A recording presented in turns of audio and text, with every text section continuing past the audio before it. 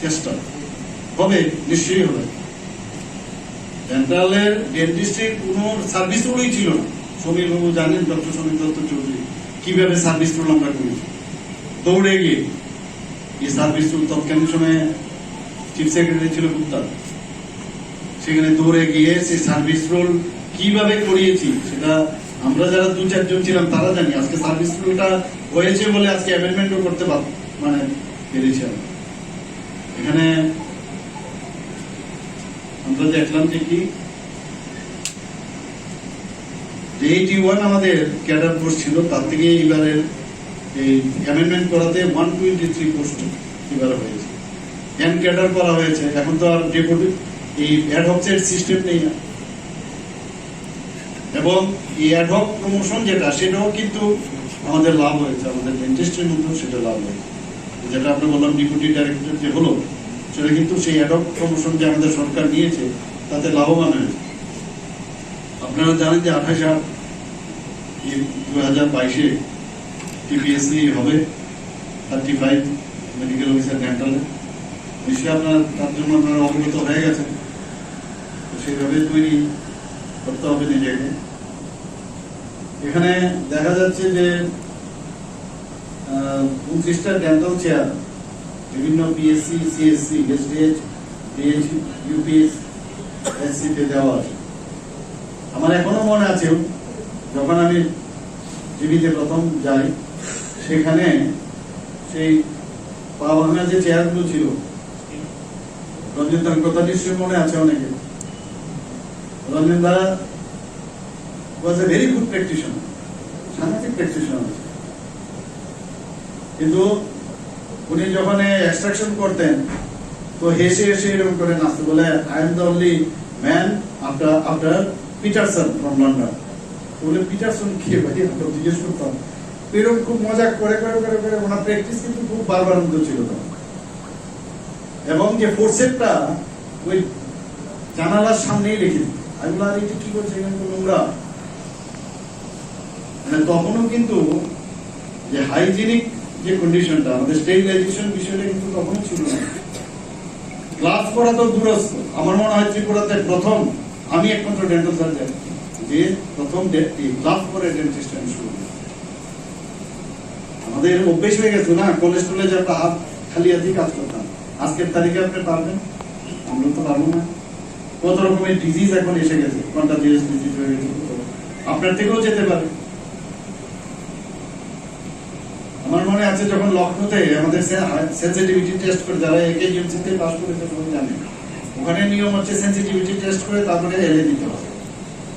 যখন আমি এখানে স্টার্ট করলাম তো সবাই এটা নিয়ে মুসকে আসলো, অনেকে সাইডে গিয়ে আমার কলিগরা অনেকে আসলো, আর এটা কি আরম্ভ করেছে, মুখে কাজ করবে, সেনসিটিভিটি টেস্ট করছে হাতে। তারপর ট্রেন লাগে। পরবর্তী সময় আমি দেখলাম যে সত্যি এটা নিয়ে আবার রিসার্চ করলাম যে আমরা কটা পেশেন্ট এখন অব্দি লোকাল লিগ্নোকেন দিয়ে কটা পেশেন্টের এখন অব্দি অ্যানাফিলাক্টিক শক বা অ্যালার্জি কটা হয়েছে। দুঃখী করতে চাই না, অনেককে দুঃখী করে ফেলেছি, আরো বললে অনেকে দুঃখ পাবে, অনেক ঘটনা। কিন্তু এইটাই যে আমরা সবাই এক, we are all united, we are for the society, we are for the country. This very important.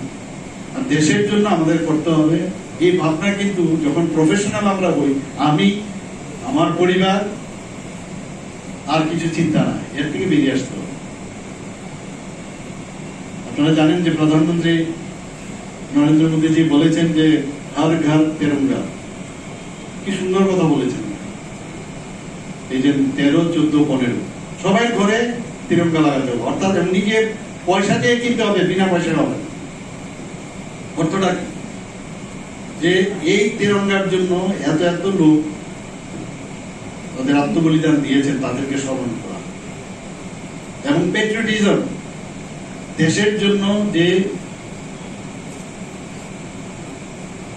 আমি দেশের জন্য এবং দেশ আমাকে এত দিচ্ছে, আমি কেন দেশের জন্য চিন্তা ভাবনা করবো না। এই পেট্রিয়টিজমটা সেই জিনিসটা মনের মধ্যে আনার জন্য উনি এই প্রচেষ্টা, উনি এই প্রোগ্রামটা নিয়েছেন। এবং আমরা সবাই এখানে যারা উপস্থিত আছেন সবাইকে বলবো এবং একটা আইন হয়েছে আগে, যারা প্রাইভেট, যারা যার যার বাড়িতে প্রতিটা ঘরের মধ্যে এই তেরঙ্গা বিভিন্ন সাইজের আছে, লাগাতে হবে। এবং তাতে যে আইন এখন সংশোধন হয়েছে, যে সরকারি যেসব বিল্ডিং আছে সেখানে সূর্যাস্তের আগেই সেটা নামাতে হয়, কিন্তু প্রাইভেটের বেলায় সেটা দরকার নেই। ইচ্ছে করলে ওরা সবসময় রাত্রেও লাগানো থাকতে পারে, কোনো অসুবিধা নেই। এবং আমরা সবাই দিন আজাদী অমৃত মহোৎসব আমরা পালন করছি, 75 বছর আমরা এবার স্বাধীনতা প্রাপ্ত হয়েছে, 15 আগস্ট হবে। সেটাকে সামনে রেখে আমাদের বিভিন্ন জায়গায় প্রায় 800 আমাদের সারা ত্রিপুরাতে আমরা অমৃত সরোবর তৈরি হচ্ছে। তো সেখানে অলরেডি 5-6টা জায়গার মধ্যে সেই সরোবরগুলো তৈরি হয়ে গেছে, বৃষ্টির কারণে হচ্ছে না। তো সেই সরোবরের কারণটা আমি বলছি। এখনো আমরা বলছি রাজা মহারাজারা যেসব পুকুর খনন করেছে, আমরা কিন্তু এখনো মনে রাখি বড় বড় পুকুর। তো একটা দিন আসবে যে এই জলের যে সমস্যা বা যে দিঘির যে সমস্যা, সেটা যখন এই প্রধানমন্ত্রীর ওনার রাজত্বে যখন এতগুলো পুকুর সারা ভারতবর্ষের মধ্যে হবে, সারা জীবন ইতিহাসে এটা কিন্তু দেখা যাবে। তো এক একটা ইনোভেটিভ ওনার যে চিন্তাধারা, সেইগুলো আমরা করি। আমার বলার উদ্দেশ্য হচ্ছে এটা, যে এখানে বলা মানে ডেন্টাল সার্জনদের ফোরামে বলা উচিত না, কিন্তু যেটা বললাম আমি, দেশের জন্য কিছুটা চিন্তা ভাবনা করা উচিত। আর ওই হলো তো আছে, এটা থাকবে, আমি এর জন্য আমি বলছি না করা উচিত। আমি তখন সেক্রেটারি, আমার সাথে আমাদের প্রেসিডেন্ট তখন ডক্টর উৎপল ভট্টাচার্য ছিলেন, আমার সাথে আরো 7-8 জন আমরা আরো আমার কলিগরা ছিল। আমরা গেলাম অ্যাসোসিয়েশন থেকে, গিয়ে কি বললাম যে না, এবার একটা ট্রান্সফার পলিসি করতে, কারণ ট্রান্সফার নিয়ে কিন্তু অ্যাসোসিয়েশন, এরকম একটা অবস্থা ছিল। তো আমি গিয়ে তো এই স্বাস্থ্যমন্ত্রীর সাথে আবার, তখন আমি চাকরি করতাম না, ওনার সাথে আবার একটু কথা কাটাকাটি হল। তো পরের দিন আমাকে ফোন করলেন ওনার যে পিএস, যে আপনাকে সাথে কথা বলতে চাইছে হেলথ মিনিস্টার, কালকে আপনি চলে আসুন। সকাল 8টায় আমি চলে আসলাম ওইখানে। তখন যে লাল বিল্ডিংটা ছিল নিচে, আমাদের আগের পুরনো সেক্রেটারি, এখানে সকালবেলা আমি 8টার সময় আমি আর উৎপলদা গেলাম। আমি যখন ভিতরে ঢুকলাম, উৎপলদাও ঢুকছে, না উনি খালি যাবেন, আপনি বাইরে যাবেন। ভিতরে ঢুকলাম, বলে শুনুন, আপনার সম্পর্কে আমি সর্বতভাবে সবকিছু আমি জেনে গেছি। আপনি বড় সংগঠন করেন, আপনি ছোটখাটো সংগঠন কেন করেন? তো আমি তো অবাক হয়ে গেলাম, আমি কি বলছেন কি উনি? বলে না, আমি সব খবর নিয়েছি আপনার সম্পর্কে, আপনাকে সর্বতভাবে সাহায্য করবো আমরা। বড় সংগঠন, আমি দেখেছি যতগুলো কালকে ডাক্তারবাবুরা এসেছিলেন, একমাত্র আপনি বাদে সবাইরই কিন্তু এটার মধ্যে একটা ইন্টারেস্ট আছে, একমাত্র আপনি যাবেন। আমি ওনাকে বললাম যে দেখুন, আমি একটা আইডিওলজি নিয়ে আছি, আমাকে সেই আইডিওলজির মধ্যে ঢুকতে দিন। উনি ওনার চেয়ার ছেড়ে এসে আমাকে হাত ধরে আমাকে হ্যান্ডশেক করলেন, বললেন খুব ভালো লাগলো আপনি যে এই কথাটা বললেন। বেরিয়ে আসলাম, আমার প্রেসিডেন্ট উৎপলদা জিজ্ঞেস করছে কি বলছেন। আপনার এরকম উনি বলছেন যে বড় সংগঠন, মানে ওনার পার্টির সংগঠন করতে। বললেন না কেন, আপনি আপনার সাথেই আছেন। আমি তো এটা বলবো না, আমি তো বলবো না, এটা মিথ্যা কথা কেন বলবো? পট পরিবর্তন হলো, ওনাদের সরকার গেল, এয়ারপোর্টে দাঁড়িয়ে আছি, ওনারাও কোথায় যাবেন, কোয়েম্বাটুর না কোথায় একটা ওদের কনফারেন্স ছিল, আমরা লাইনে দাঁড়িয়েছি। তো এই যে প্রাক্তন স্বাস্থ্যমন্ত্রী দাঁড়িয়েছে, আমাদের প্রেসিডেন্ট উৎপল ভট্টাচার্য দাঁড়িয়েছেন, পেছনে আমি। উৎপল বাবুকে দেখে বলে, আরে কেমন আছেন?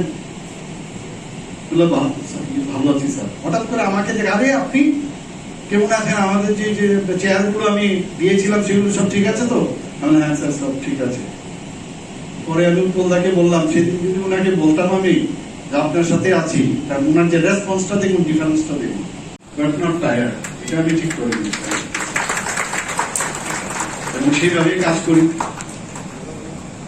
কয়েকটা বিষয় আমার অনেক সময় নিন্দুকেরা যখন বলে অনেক কিছু, তখন ভিতরে ওই জেদটা যখন চাপে, আজকে আমি যে জায়গায় এসেছি একমাত্র তাদেরও দান আছে।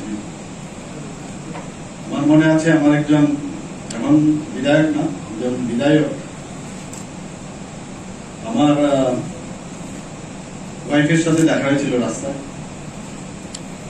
দেখা হচ্ছে বৌদি কেমন আছেন, ভালো ভালো। আর দেখুন না কিরকম হয়েছে, কি ডাক্তারি ছেড়ে উনি কি রাজনীতিতে ঢুকে গেছেন, পারবে না, সম্ভব হবে না। তো মিসেস আমাকে বলছে ওই রকম তো বলছে, কিন্তু আমি কিন্তু কিছু বলিনি। কিন্তু ওই জেবটা কিন্তু পারবো না, এটা কিরকম কথা? ওই যে ভিতরের জেবটা তো পারতে হবে, এটাও কিন্তু ওরা বলেছে বলে এটা কিন্তু সম্ভব হয়েছে। এবং আজকের তারিখ অব্দি পারছি, দেখা যাক আগামী দিন পারবো কি পারবো না। কিন্তু এগুলো কিন্তু কাজে লাগে। অনেক সময় নিউজ পেপারে অনেক সময় দেখবেন কনস্ট্রাকটিভ নিউজ করে, মানে সমালোচনা হয়, তাতেও কিন্তু আপনার ভুল যেগুলো আছে সেগুলো কিন্তু সংশোধন করার একটা সুযোগ থাকে। এর থেকে শিক্ষার আছে অনেক। আমার সম্পর্কে তো বললো সব। আমার মনে আছে একবার ডেন্টাল কলেজ করার জন্য তৎকালীন সময়ে উনি আর নেই, আমাদের স্বাস্থ্যমন্ত্রী ছিলেন সিনহা, বিমল সিনহা। ওনার কাছে আমি একদিন গেলাম, আমার সাথে আরো 7-8 জন ছিল। উনি বলছিলেন যে আপনার সাথে কথা আছে, আপনি একটু আসুন। যাওয়ার পরে আমরা গেলাম, আমরা সেক্রেটারি ছিলাম। তো উনি বলছেন যে আপনারা ডেন্টাল কলেজ খুলুন এখানে। ঠিক আছে হবে, কালকের মধ্যে আপনার প্রজেক্ট রিপোর্ট দিতে পারবেন, আমি দেওয়া যাবে।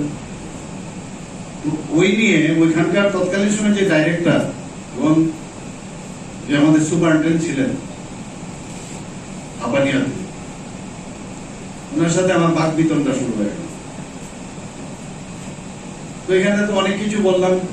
তো প্রফেশনের স্বার্থে আত্মমর্যাদা যে বিষয়টা, সেটা কিন্তু আমার সবসময় প্রয়োজন করছিল যে আমরা আমাদের ডেন্টিস্ট্রিতে আমরা আছি, অন্য প্রফেশনের ওনারা কেন আমাদেরকে বাধা দেবেন। তো এই নিয়েও কিন্তু এখানে অনেকে আমার সাথে ছিল। তো আমি যখন বেরিয়ে আসলাম, বেরিয়ে আসার পরে আমি বললো যে আজকে অনেকে আমাকে বলছেন যে আজকে আপনি যা বলেছেন সত্যি ভাবা যায় না। আমি বললাম আমি বাঘের মতো বলেছেন। আমি বাঘের মতো বলেছি, তোমরা তো বিড়ালের মতো মিউ মিউ করলে তো আর ভালো ছিল। তোমরা তো আমাদের কিন্তু এখানে বর্ডার সিকিউরিটি ফোর্স আর আর্মির মতো অবস্থা। এমবিবিএস এর ডাক্তাররা সবসময় ডেন্টালকে বলে প্যারামিলিটারি, এরকম একটা অবস্থা। তার থেকে আমাদের উঠতে হবে। তুমি যেমন ট্রিগার টিপলে গুলি ছুটে, আমিও তো সেরকম ভাবেই আমি জানি। সেটাকে একবার করা অনেক চেষ্টার মাধ্যমে কিন্তু সেটা সম্ভব হয়েছে। কলেজেই হোক, অপারেশন থিয়েটারেই হোক, নিজেকে এস্টাবলিশ করা যে না আমি কি সে কারণে, এই চেষ্টাটা কিন্তু আমরা সবসময় করছি।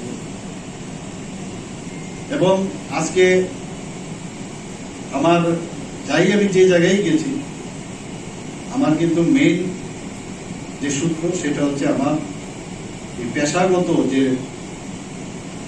আমার জার্নি, তার থেকে কিন্তু অনেক কিছু আমি শিখেছি। তাছাড়া আমার সামাজিক কাজ অনেক কিছু ছিল, ক্লাবটা করতাম, সবাই জানেন। তো বিভিন্ন সময় এর জন্য বললাম লার্নিং প্রসেসের শেষ নেই। আজকেও আমি লার্ন করছি, আর আজকে এখানেই আমি থাকবো, এটারও কেউ নিশ্চয়তা কেউ বলতে পারবে না কালকে আরেক জায়গায় যেতে পারবে। কারণ আপনারা সবাই ঠিক করেছিলেন কি যে আমি রাজ্যসভার একজন সদস্য হিসেবে আপনারা আপনাকে আজকের দিনে ফেলিসিটেশন দেবেন। আমিও তৈরি ছিলাম, কিন্তু দেখুন ভাগ্যের কি পরিহাস, হঠাৎ করে মুখ্যমন্ত্রী হয়ে গেলাম। And I was not running after this post, never. তো হয়ে গেলাম মুখ্যমন্ত্রী। আবার এই কি মুখ্যমন্ত্রী উইদাউট এমএলএ। তো সেটাও শেষ পর্যন্ত আমাকে আবার লড়তে হলো এমএলএ সেটার জন্য, বিধানসভার ইয়ে হলো। তো কখন কে কোথায় যাবে এর জন্য সব জন্য প্রস্তুত থাকা দরকার। কিন্তু টার্গেট থাকবে যে মানুষের অমঙ্গল করবো না, ভালো কাজ করব, মানুষের জন্য ভালো চিন্তা মাথায় রাখবো। তো এই চিন্তা যদি থাকে আমার মনে হয় উপরওয়ালাই কিন্তু দেখে সব, কে কোথায় যাবে না যাবে। সেইভাবেই কিন্তু সব তৈরি, ভিডিও তৈরি আছে, সবার ভিডিও তৈরি আছে, খালি ওইটা দেখা। আজকে এখানে আমার এখানে বন্ধুবর আছে, আমি জিজ্ঞেস করলাম আজ উত্তরটা কি করে হলো, লক্ষিন্দরের কোন জায়গায় ছিদ্রটা আছে, ও আমাকে বলছিল আরে এই ছিদ্রটা, আমি এইভাবে পেয়ে গেলাম। তো যাই হোক, হঠাৎ করে টিএমসি হলো, তো সেখানে অপশন আমি চলে গেলাম। মানে এখানে অনেক আমার যারা একসাথে আমরা চাকরিতে ঢুকেছি তার বোধহয় 10 ভাগের 1 ভাগ আমি পেনশন পাই, তবু আমি চলে গেলাম। আমি দেখলাম যে এখানে হবে না ওদের সাথে, সেখানে গিয়েও সমস্যা। আজকে অ্যাসোসিয়েট প্রফেসর, কালকে অ্যাসিস্ট্যান্ট প্রফেসর বানিয়ে দিচ্ছি। টিচার্স অ্যাসোসিয়েশন আমি প্রেসিডেন্ট হয়ে গেলাম, ওখানে সার্বিক সমস্যা নিয়ে কথাবার্তা বলতাম। মানে একটা ওই পার্টির লোক হতে হবে, আদারওয়াইজ চলবে না। মানে তুমি মাঝখানে থাকতে পারবে, এই ধরনের একটা তৎকালীন সময়ের যে সরকার, তাদের মধ্যেই মানসিকতা ছিল। যে এখন আমরা যেটা বলছি, কোনো পার্টির দরকার নেই, তুমি সামান্য মানুষ, আমরা সামান্য মানুষ হিসেবে আমরা বাঁচতে চাই, থাকতে চাই। পার্টি হতে হবে, এটা তো আমার ইন্ডিভিজুয়াল চয়েস।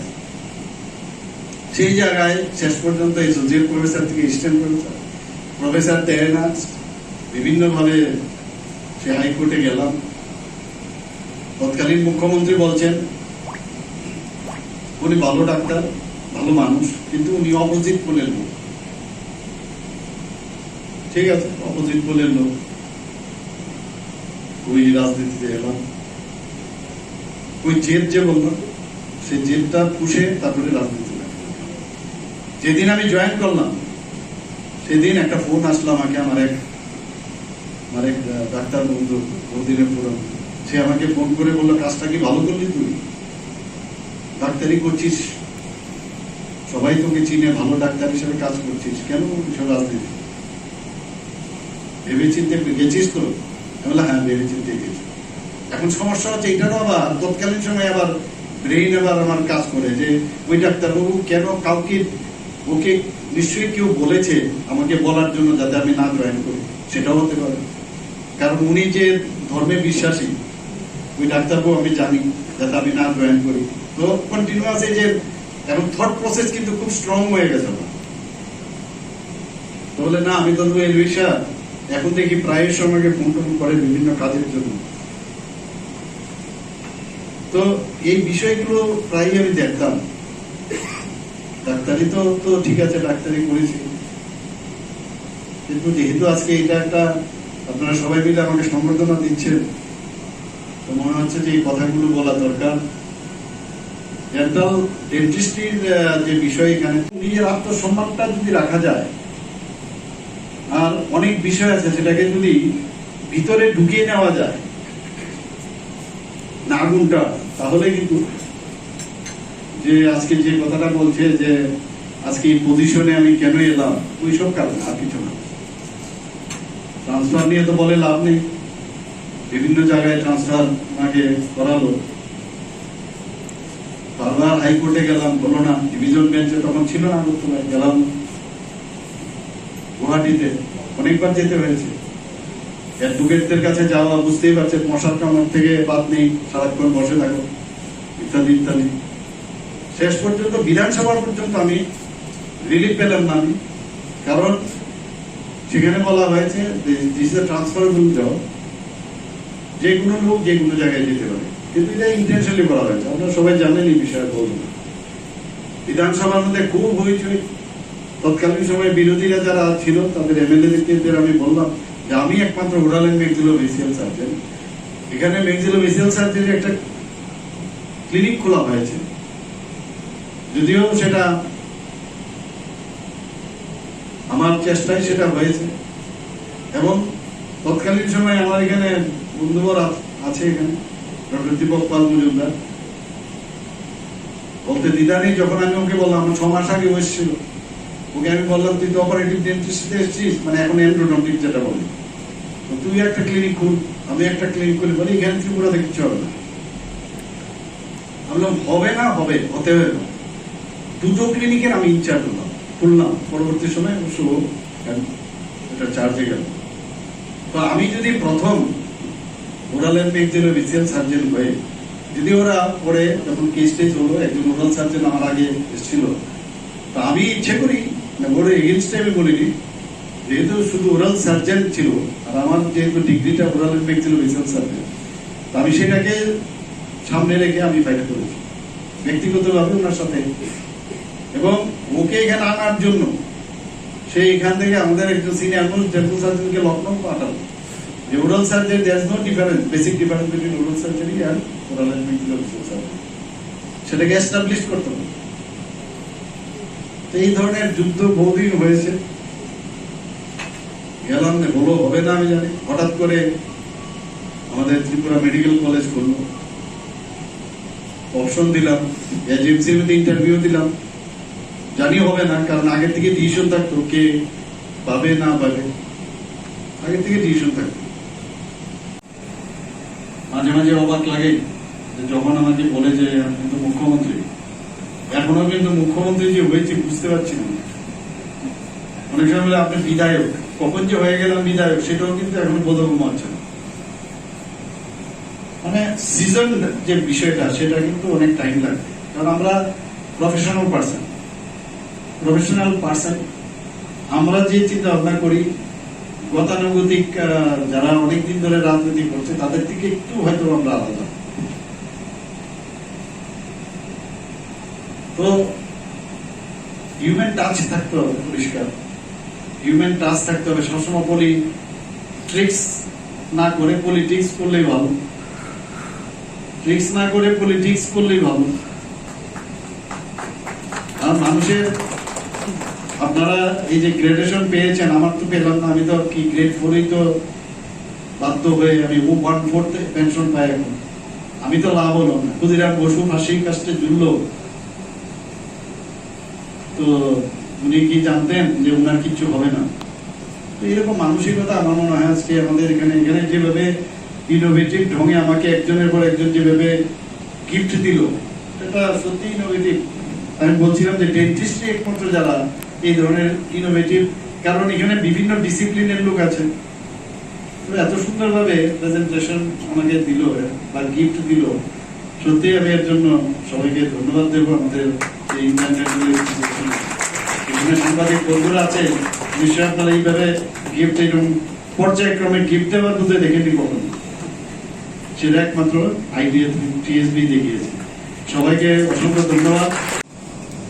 মানে এই যে একটা জেদ সবসময় থাকবে, এবং আপনারা হয়তো এখানে যারা আছেন অনেক হয়তো জানেন না, কারণ সবার সব জিনিস সম্ভব হয় না কিন্তু বলা, এক কারণে অকারণে অনেক সময় বলা সম্ভব হয়। ঠিক পরের দিন 2 দিন বাদে ওই স্বাস্থ্যমন্ত্রী বিমল সিং আমার চেম্বারে আসে, এসে আমাকে বলছেন যে আরে পরশু দিন আপনি ডাইরেক্টর এরকম, আমি নামটা নাই বললাম কোন ডাইরেক্টর ছিল, সুপারিনটেন্ডেন্ট কে ছিল, আপনি যেভাবে কথা বলে আপনি দেখলেন তো, আরে ডেন্টাল কলেজ আরহামেদের ডেন্টাল কলেজ কিভাবে হয়েছে ওনাদের তো সেই সম্ভব ধারণাও নেই। ইচ্ছা থাকতে হবে, ওনারা সবসময় বাধা দেন যে না এখানে ডেন্টাল কলেজ হবে না। বলে আমি ডাক্তারবাবু চিনি ওদেরকে, কিন্তু আপনি আমি স্বাস্থ্যমন্ত্রী, আপনার আমার সামনে আপনি যেভাবে ওনাদের কথা বলছেন, আমি একটু অকওয়ার্ড সিচুয়েশনে পড়েছি, আমি সব জানি ওরা কিরকম। ঠিক আছে, এটা তো কনফার্ম আমরা দেখতাম যে পেনিসিলিনের ইনজেকশনের দেওয়া উচিত, কিন্তু কেন আমি আবার তার থেকে কিন্তু ফিরে আসবো, কিন্তু কলেজে কিন্তু সেটা উইভেট হয়। তাহলে এক এক সময় কলেজ থেকে শিখলাম আর সেটা এখানে করতে হবে, সেটাও কিন্তু ঠিক না। নিজেও নিজেকে দেখতে হবে যে কোনটা আসলে সঠিক, কি করলে ভালো হবে, সেইভাবেও কিন্তু আমরা আমাদের প্র্যাকটিসটা সেইভাবে করতে হবে। তো বিভিন্ন সময় আমরা দেখেছি অনেক জিনিস, আমার এখনো মনে আছে যখন একটা গোষ্ঠীহমা এখানে অ্যাঙ্গেল অফ দ্য মেন বলেছি, তখন আমরা হাপানিয়াতে স্টেট হসপিটালে বসছি, ডক্টর ভট্টাচার্য ফোন করে বললেন যে আপনি তো অনেকগুলো রিসার্চ সার্জন, একটা গোষ্ঠীহমা আছে, আপনি চলে আসুন।